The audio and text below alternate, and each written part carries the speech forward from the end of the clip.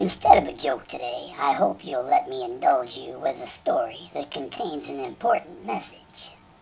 One Sunday morning, an old cowboy entered a church just before services were to begin. Although the old man and his clothes were spotlessly clean, he wore jeans, a denim shirt, and boots that were worn and ragged. In his hand he carried a worn-out old hat and an equally worn dog-eared Bible. The church he entered was in a very upscale and exclusive part of the city. It was the largest and most beautiful church the cowboy had ever seen. The people of the congregation were all dressed with expensive clothes and fine jewelry.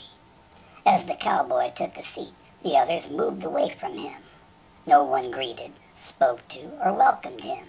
They were all appalled by his appearance and did not attempt to hide it. As the old cowboy was leaving the church, the preacher approached him and asked the cowboy to do him a favor. Before you come back in here again, have a talk with God and ask him what he thinks would be appropriate attire for worship in church.